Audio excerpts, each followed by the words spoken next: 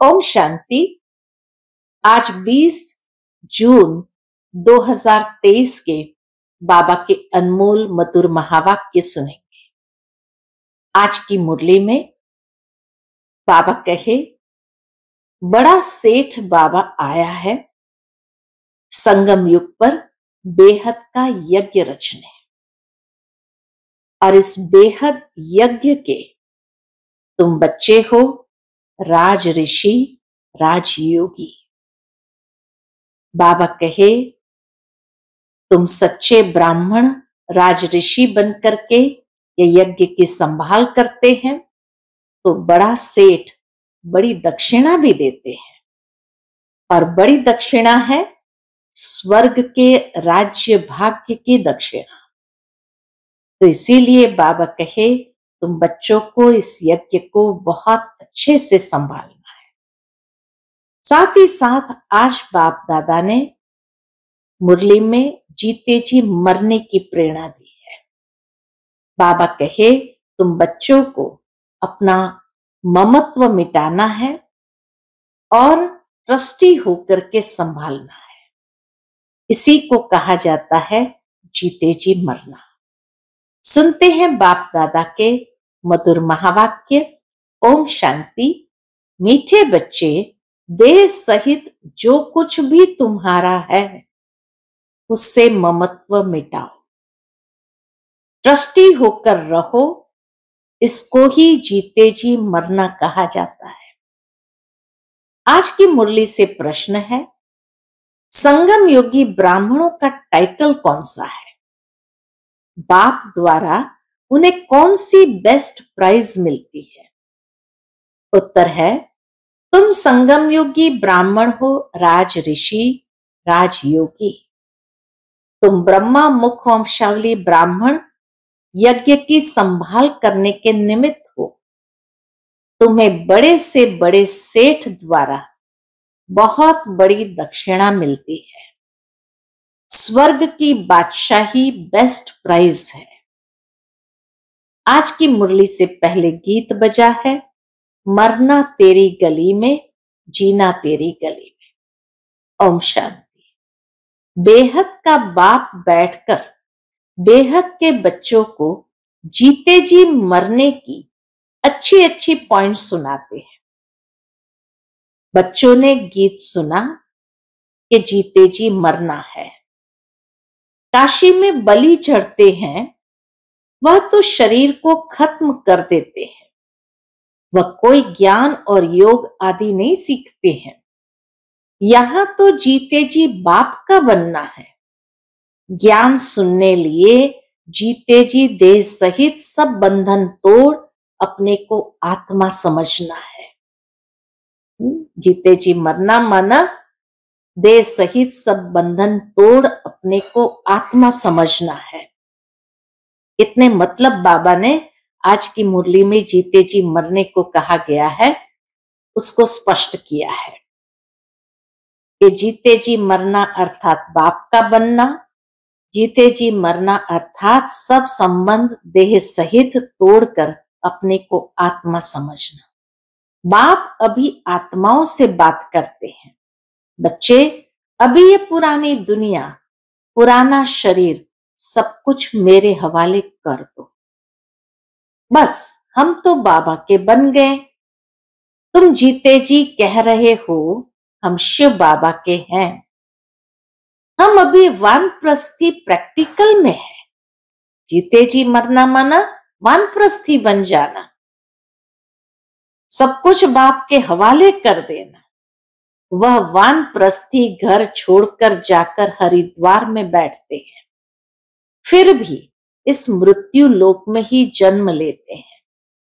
अभी बाप समझाते हैं कि तुमको अब इस मृत्यु लोक में जन्म नहीं मिलना है। मृत्यु लोक कलयुगी दुनिया मुर्दाबाद, अमर लोक सत्युगी दुनिया जिंदाबाद होती है। इसलिए बाप कहते हैं, रहो भल गृहस्थ व्यवहार में, सिर्फ देह सहित जो कुछ तुम्हारा है इससे ममत्व मिटाओ। समझो हम सब कुछ शिव बाबा को देते हैं। सब कुछ शिव बाबा का ही है। फिर शिव बाबा कहते हैं, अच्छा ट्रस्टी होकर संभालो।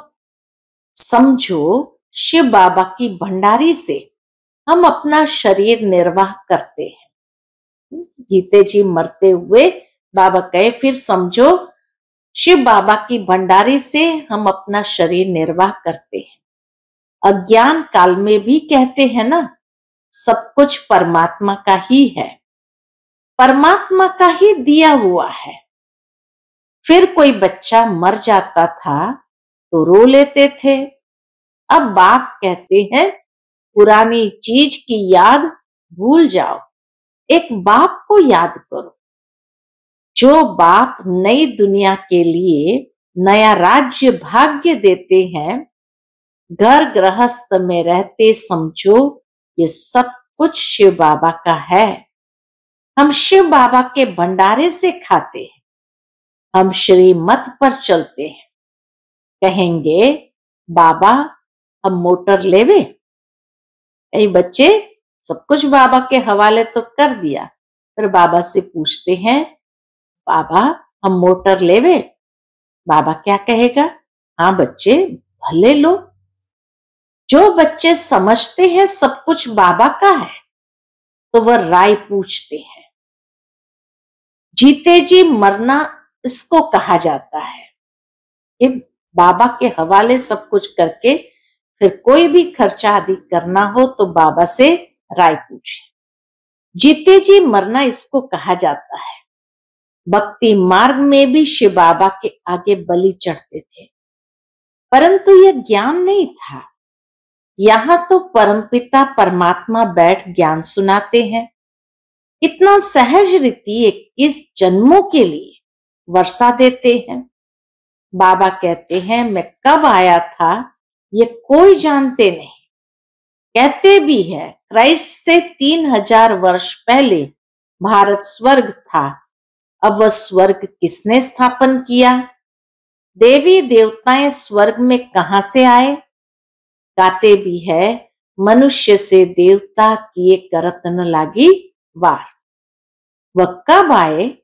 जरूर आएंगे कलयुग के अंत और सतयुग के आदि के संगम पर।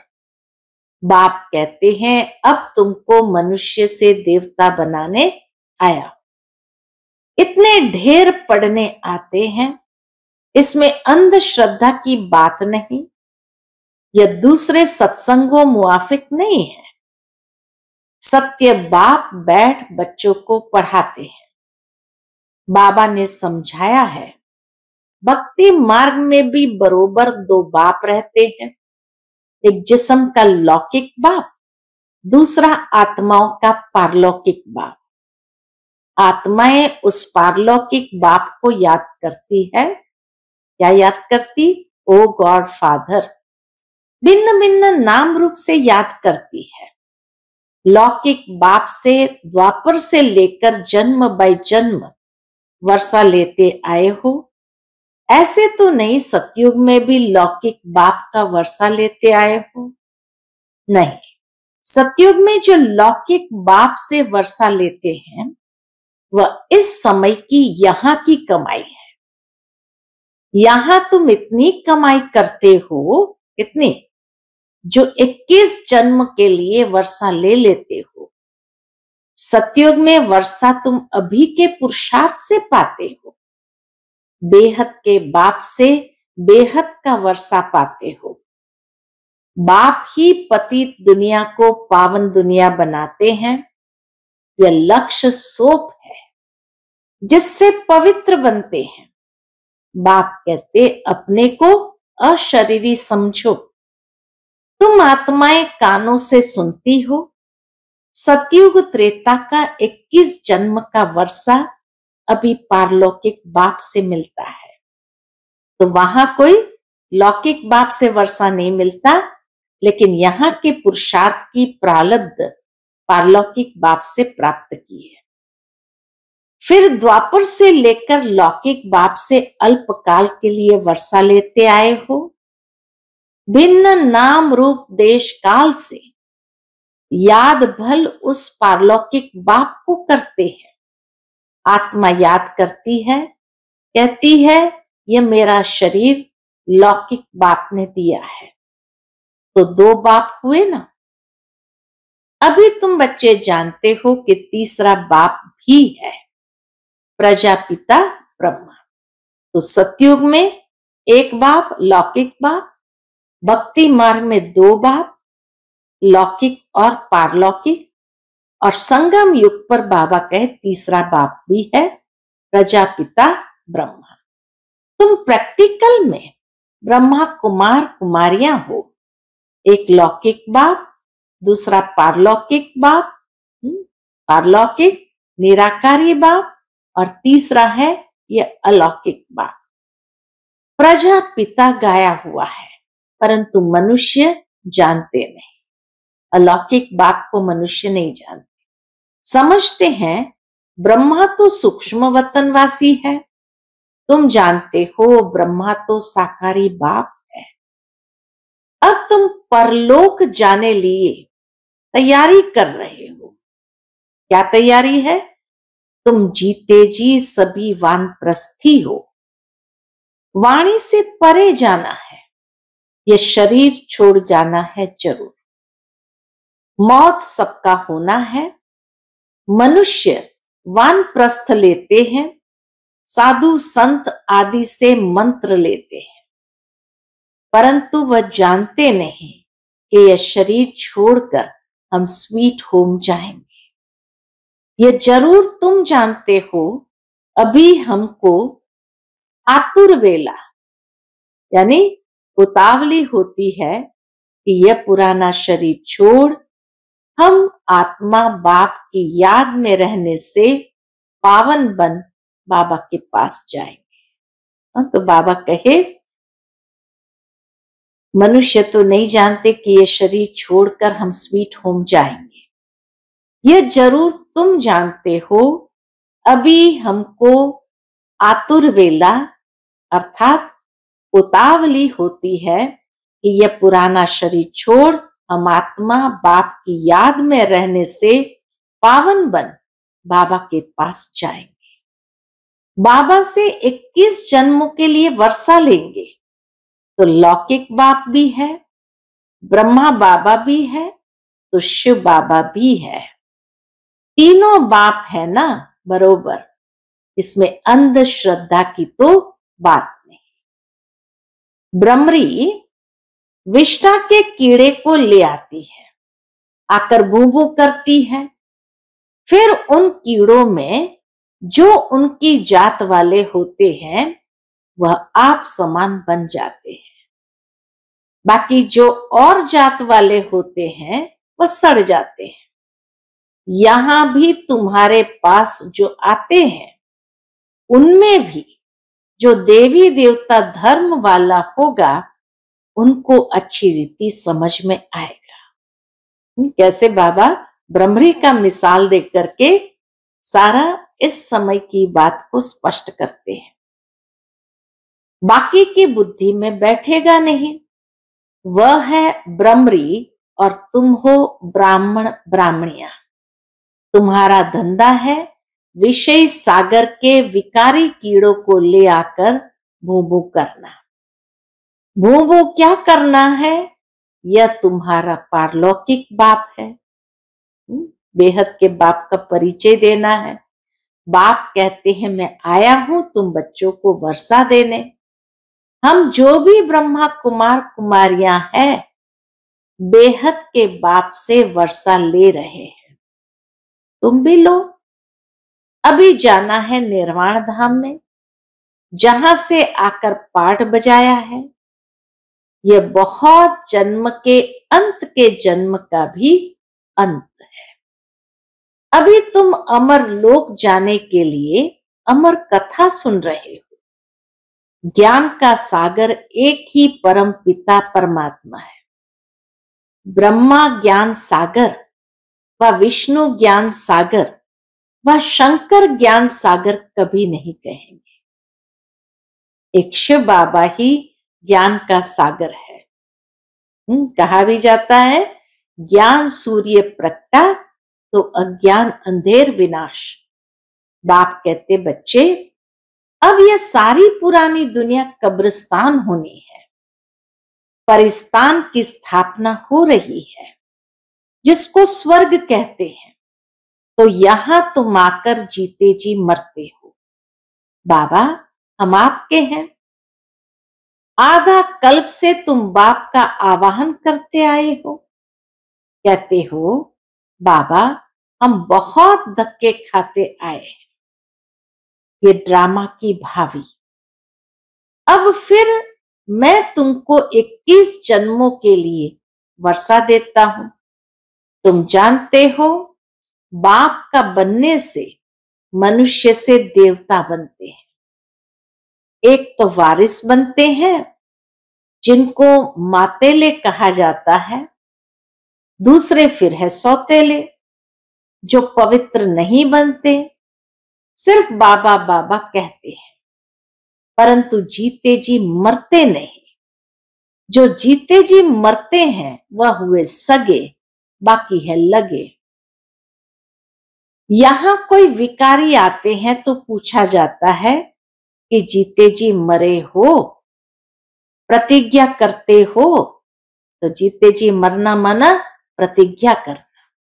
प्रतिज्ञा करते हो कि बाकी आयु पवित्र रहेंगे। तब बाबा कहते हैं, प्रतिज्ञा कर बाप के पास आएंगे, तब वर्षा मिलेगा। माताएं अपना जीवन सफल बना रही है, यह राजधानी स्थापन हो रही है। शिव बाबा तो दाता है। तुम ऐसे मत समझो कि हम शिव बाबा को देते हैं, नहीं, हम उनसे स्वर्ग की बादशाही का वर्षा लेते हैं। देते क्या है, लेते क्या है? तो क्या हुआ, देना हुआ या लेना हुआ? शिव बाबा को थोड़ी मकान आदि बनाना है, वह तुम बच्चों के ही काम में लगाते हैं। इस दादा का भी सब कुछ मैंने काम में लगाया ना, जिससे माताएं अबलाएं अपना जीवन सफल बना रही है। तुम भविष्य 21 जन्मों के लिए कमाई कर रहे हो। लौकिक बाप का वर्षा मिलना बंद होने का है। बाबा कहे, अभी धीरे धीरे लौकिक बाप का वर्षा मिलना आधा कल्प के लिए बंद होने का है। स्वर्ग में जो तुमको लौकिक बाप से वर्षा मिलेगा, वह यहाँ की कमाई से। एक कहानी है, बाबा को कहानी याद आती है। बाप ने पूछा, तुम किसका हक खाती हो? तो बोली, अपना। तो यहां भी हरेक अपना पुरुषार्थ कर अपना हक लेते हो। सबकी आत्मा हकदार है 21 जन्मों के लिए वर्षा पाने। अज्ञान काल में बाप से बच्ची को वर्षा नहीं मिलता, सिर्फ बच्चे को वर्षा मिलता है। इस समय सब आत्माओं को वर्षा मिलना है, मेल हो या फीमेल। गाया भी जाता है, कुमारी वह जो 21 कुल का उद्धार करे। ब्रह्मा कुमार कुमारियां तुम हो। तुम जानते हो, हम भारत के मनुष्य मात्र को 21 जन्म के लिए वर्षा दिलाने पुरुषार्थ कराते हैं, श्रीमत पर। पुरुषार्थ कराते वो भी श्रीमत पर। हर एक को समझाओ, अब लौकिक बाप से वर्षा लेना बंद होता है। अब पारलौकिक बाप से 21 जन्म के लिए वर्षा मिलता है। कितनी कमाई जबरदस्त है, कितनी अच्छी बातें समझने की है। दिल भी होती है पुरुषार्थ करे, परंतु माया फिर तूफान में ला देती है। माया का तूफान लगने से दिया बुझ जाते हैं। बात बिल्कुल सहज है। अपने को आत्म समझ बाप को याद करना है। यह है बुद्धि की बात। हमको बाप को याद करना है, शरीर का भान छोड़ देना है। तुम गुरु लोगों को याद करते हो। बहुत गुरु अपना चित्र बनवाए शिष्य को दे देते हैं। बहुत गुरु अपना चित्र बनाए शिष्य को दे देते हैं, गले में डाल दो, ऐसे बहुत है। पति का भी चित्र निकाल गुरु का डाल देते हैं। बाबा कहते हैं यहाँ कोई चित्र डालने की बात नहीं, सिर्फ बाप को याद करना है। छोटे बड़े सबकी वानप्रस्थ अवस्था है, अब स्वीट होम जाना है जरूर। तो क्यों ना हम प्रतिज्ञा करें पवित्र रहने की और याद में रहे तो विकर्म विनाश हो। कोई को भी दुख नहीं देना चाहिए। सबसे बड़ा दुख है काम कटारी चलाना। यह है ही कंसपुरी। कहा जाता है कृष्णपुरी में काम कटारी नहीं चलती, यहाँ काम कटारी चलती है, इसलिए इनको कंसपुरी कहा जाता है। बाकी कोई असुरों व देवताओं की, पांडवों और कौरवों की लड़ाई लगी नहीं है। लड़ाई है यौवनों और कौरवों की। बच्चों ने साक्षात्कार किया है, मक्खन हमको मिलना है, हम आकर राज्य भाग्य करने वाले हैं। बाबा कहे हम आकर राज्य भाग्य करने वाले हैं। बच्चे पूछते हैं बाबा इतना मकान क्यों बनाते हो? अभी तो टर्न बाय टर्न आते हैं तब पूरा होता है। अरे एस्लम लेने इतने सब बच्चे आकर कहाँ रहेंगे? दिन प्रतिदिन वृद्धि होती जाती है। प्रजापिता ब्रह्मा के तो बहुत बच्चे हो जाएंगे। शिव बाबा कहते हैं मैं कितना बछड़ेवाल हूं। शिव बाबा कहते हैं मैं कितना बछड़ेवाल हूं। बाबा को इसका भी नशा है। ये कोटों में से कोई जानते हैं, तुम्हारे में भी नंबरवार है। समझते भी है कि हम शिव बाबा से वर्षा ले रहे हैं। फिर कभी कोई बच्चे मुरझा भी जाते हैं। बच्चे जानते हैं हम इस ब्रह्मा के द्वारा शिव बाबा की श्रीमत पर चलते हैं।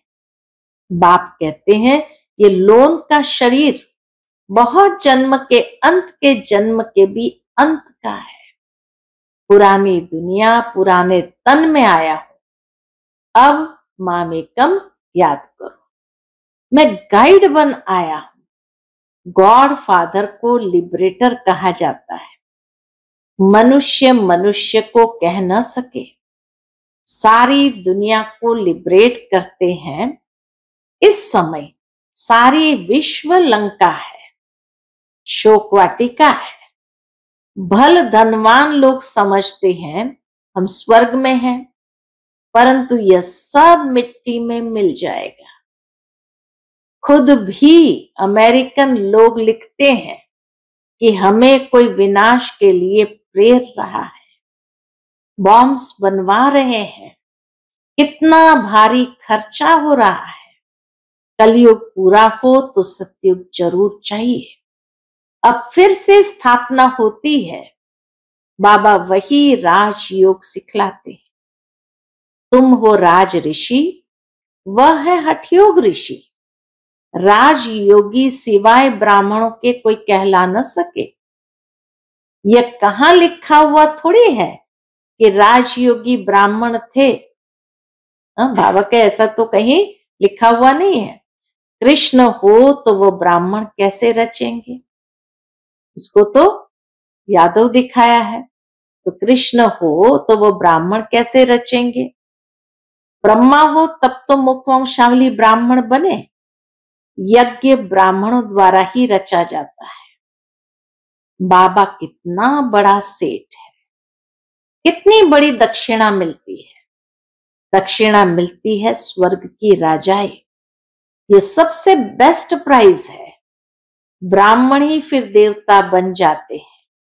चाहे सूर्यवंशी बनो, चाहे चंद्रवंशी बनो। बाबा कहते हैं तुम पूछ सकते हो बाबा कल अगर हमारा शरीर छूट जाए तो हम क्या पद पाएंगे? बाबा झट बता सकते हैं। अभी तो समय ही थोड़ा है। शरीर छूट जाए फिर आप ज्ञान थोड़ी ले सकेंगे। छोटा बच्चा क्या समझेगा? बच्चे अभी समझते हैं कि अब कलयुग पूरा हो, सतयुग आना है। अच्छा, मीठे मीठे सिकिलते बच्चों प्रति माता पिता बाप दादा का याद प्यार और गुड मॉर्निंग। रूहानी बाप की रूहानी बच्चों को नमस्ते। हम सभी रूहानी बच्चों की रूहानी माता पिता बाप दादा को याद प्यार गुड मॉर्निंग और नमस्ते नमस्ते। शुक्रिया बाबा, शुक्रिया। आज की मुरली से धारणा के लिए मुख्य सार है, पहली पॉइंट, सदा स्मृति रखनी है कि यह हमारी वानप्रस्थ अवस्था है। हमें वाणी से परे स्वीट होम जाना है, अशरीरी बनने का अभ्यास करना है। दूसरी पॉइंट, 21 जन्म के लिए अपना हक लेने के लिए पवित्र रहने की प्रतिज्ञा करनी है। सदा श्रीमत पर चलना है, जीते जी मरना है। आज का बाप दादा का मधुर वरदान हम बच्चों के प्रति है, उड़ती कला के वरदान द्वारा सदा आगे बढ़ने वाले सर्व बंधन मुक्त भव। उड़ती कला के वरदान द्वारा सदा आगे बढ़ने वाले सर्व बंधन मुक्त भव। बाप का बनना अर्थात उड़ती कला के वरदानी बनना। इस वरदान को जीवन में लाने से कभी किसी कदम में भी पीछे नहीं होंगे, आगे ही आगे बढ़ते रहेंगे। सर्वशक्तिमान बाप का साथ है तो हर कदम में आगे है। स्वयं भी सदा संपन्न और दूसरों को भी संपन्न बनाने की सेवा करते हैं। वे किसी भी प्रकार की रुकावट में अपने कदमों को रोकते नहीं, और किसी भी प्रकार की रुकावट में अपने कदमों को रोकते नहीं। ऐसे वरदानी बच्चे किसी के बंधन में आ नहीं सकते, सर्व बंधनों से मुक्त हो जाते हैं। आज का स्लोगन है, जिनके पास सर्व शक्तियों का स्टॉक है, प्रकृति उनके दासी बन जाती है। जिनके पास सर्व शक्तियों का स्टॉक है, प्रकृति उनकी दासी बन जाती है। अच्छा, ओम